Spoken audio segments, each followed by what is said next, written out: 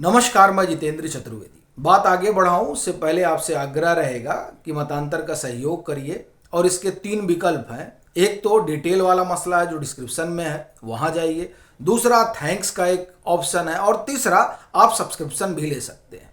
तो जो बेहतर लगे उस माध्यम को चुनें।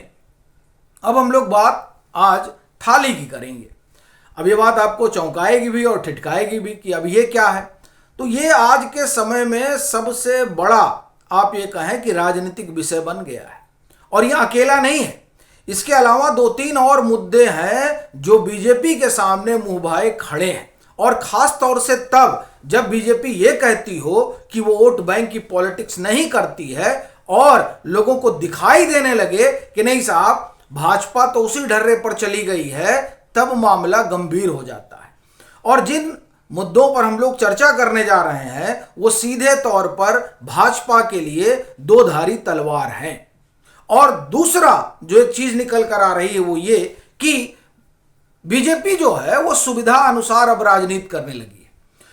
ये पार्टी विचारधारा की राजनीति करती रही है, लेकिन जब वैचारिक राजनीति वाली पार्टी सुविधा के लिहाज से और सत्ता के लिहाज से पॉलिटिक्स करने लगती है तब मामला गड़बड़ हो जाता है। अब हम लोग आते हैं पहले थाली पे कि आखिर में थाली की चर्चा हमने शुरू क्यों की। आपको ख्याल होगा कि ये जो खान पान वाला मसला है, ये देखिए ये हमेशा निजी रहा है। और अगर हम बीजेपी की बात करें तो वाजपेयी जी वाली जो भाजपा थी उसमें खान पान को लेकर कोई इस तरह का मामला नहीं होता था और ना कोई किसी की थाली झांकने जाता था। लेकिन क्या हुआ कि ये जो हिंदुत्व वाला मसला है उस मसले में ये लोग थाली में पहुंच गए। अब जब थाली में पहुंच गए तब मामला गड़बड़ हो गया। मैं आगे बढ़ूं उससे पहले आपको एक चीज बता दूं कि हिंदुत्व जो है एक आप ये कहें कि बड़ा विराट विचार है और सनातन जो है वो आप कहें कि एक ऐसा मामला है जहां पर खान पान कभी कोई विषय नहीं रहा है। या आप भी जानते हैं कि यहां पर वैष्णव भी हैं और शैव भी हैं, तो दोनों के खान पान का तरीका एकदम अलग है। यहां आघोरी भी हैं, यानी ये हिंदू संस्कृति का एक तरह से कहा जाए कि अद्भुत जो है समागम है तमाम तरह के खान पान के लोगों का। लेकिन फिर भी साहब खान पान मुद्दा बना, थालियां झांकी जाने लगी, और जब थालियां झांकी जाने लगी तो ये बात जो है तमाम लोगों ने भी देखा और राजनीतिक दलों ने भी देखा। तो साहब पश्चिम बंगाल में ममता बनर्जी ने इसको मुद्दा बना लिया। अब जब उन्होंने मुद्दा बना लिया तब अब बीजेपी की सांस अटक गई, धड़कन बढ़ गई यहां इनके बड़े बड़े नेताओं की कि लीजिए ये तो हमारा ही तीर जो है अब हम ही को लगने वाला है। तो इन्होंने कहा कि नहीं नहीं नहीं साहब हम थाली कहां झांकते हैं। हम देखिए वीडियो साझा हो गया, आप बाकायदे तस्वीरें आ गई कि देखिए साहब आपकी थाली में कुछ भी रहे, हमारा कोई लेना देना ही नहीं है, हम इस थाली वाली में फंसते ही नहीं है। तो लोग अब पूछ रहे हैं कि पहले क्यों फंस गए थे। अच्छा बड़ी चीज देखिए कि तस्वीर जारी हुई, वीडियो जारी हुआ, कहा जा रहा है दिन का भी ख्याल नहीं रखा गया, ऐसी हड़बड़ी थी कि साहब किसी तरीके से इस विमर्श को ध्वस्त किया जाए।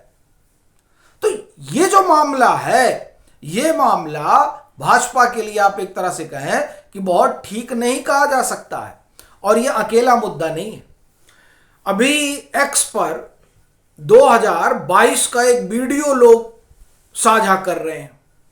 उस वीडियो में प्रधानमंत्री नरेंद्र मोदी रेवड़ी कल्चर के खिलाफ बहुत बोल रहे हैं कि ये जो रेवड़ी वाला कल्चर है ये नहीं चलेगा। राजनीति में लोग वादे करते हैं और रेवड़ियां बांटते हैं, खजाने खोल देते हैं। उस समय आपको ध्यान होगा कि बड़ा ये चला था कि साहब टैक्स पेयर के पैसे बर्बाद किए जा रहे हैं। अब क्या हो रहा है, पश्चिम बंगाल में ही वादा किया गया 3,000 रुपए का। बाकी जो बीजेपी शासित राज्य हैं वहां पर तो इस तरह की योजनाएं चली रही हैं। अब ये सवाल क्यों उठ रहा है, ये सवाल इसलिए उठ रहा है चूंकि पीएम ने रेवड़ी कल्चर का विरोध किया था 2022, अभी भी याद है। और आपको ध्यान होगा इस पर बड़ा विमर्श छिड़ा था। वो उस समय मुझे अगर ठीक ठीक ख्याल है तो गुजरात का चुनाव होना था उत्तर प्रदेश के चुनाव के बाद की बात है। अरविंद केजरीवाल ने गुजरात में अपना हस्तक्षेप बढ़ा दिया था पॉलिटिकली, क्योंकि उस समय वो पंजाब जीत गए थे।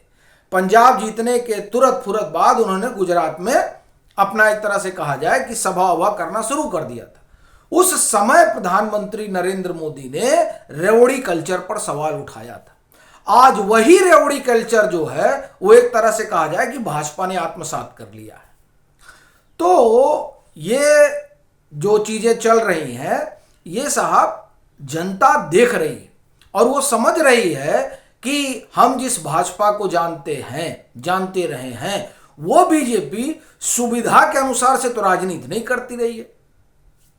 देखिए, एक बात बड़ी स्पष्ट है कि राजनीति सुविधा के अनुसार ही होती है। जब जहां जो जरूरत पड़े उस लिहाज से निर्णय लेना चाहिए, क्योंकि राजनीति कहते ही इसी को है कि असंभव को संभव बना दिया जाए। यही पॉलिटिक्स की परिभाषा है।